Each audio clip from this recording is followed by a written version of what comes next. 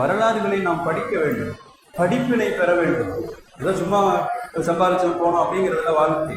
அவன தாரிக் ஜமீல் சாப் அண்டை நாட்டுக்கு மிகப்பெரிய ஒரு ஆளி. இப்போ அவர்கள் ஸ்பெயினுக்கு சுற்றுப்பயணம் போய்விட்டு வந்து அந்த நிலைகளை குறித்து சொல்லுகிறார்கள். 800 ஆண்டு கால இஸ்லாமிய சாம்ராஜ்யம், அசைக்க முடியாத ஆட்சி, அற்புதமான ஒரு ஆட்சி, பொற்கால ஆட்சி என்று சொல்லலாம். ஆனால் ஒரு முஸ்லிம் கூட இல்லாத அளவிற்கு அடித்துடைக்கப்பட்டார்கள்.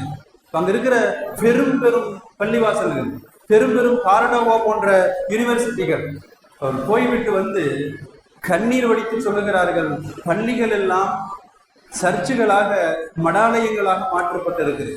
அது கூட எனக்கு வருத்தம் இல்லை. சொல்லிவிட்டு சொல்லுகிறார்கள், பெரும் பெரும் ஆசிரியர்கள், பல்வேறு தப்சீர்கள், ஹதீஸ்களை எழுதிய பாடம் நடத்திய நபர்கள் வாழ்ந்த பள்ளி அது. அவர்கள் தொழுத இடம். அவர் சொல்லுகிறார்கள், இமாம் குர்துபி, தாரிக் ஜமீல் சொல்லுவாங்க, மிகப்பெரிய தப்சீர் விரிவுரையாளர்.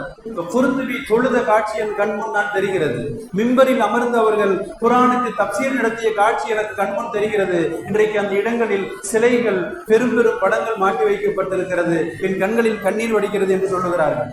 இமாம் இப்னு அரபி போன்ற பெரும் பெரும் தத்துவவாதிகள், அல்லாஹ்வை அறிந்த ஞானிகள் தொழுத இடம், தொழுத மஸ்ஜிதுகள் இன்றைக்கு சர்ச்சுகளாக மாற்றப்பட்டு இருக்கிறது. என் கண்களில் கண்ணீர் என்று சொல்கிறார்கள். கண்ணியமிக்கவர்களே, யஹ்யா இப்னு யஹ்யா குந்துலுசி, இப்ப இவர்களை குறித்து அற்புதமான குர்ஆன் விரிவுரையாளர்.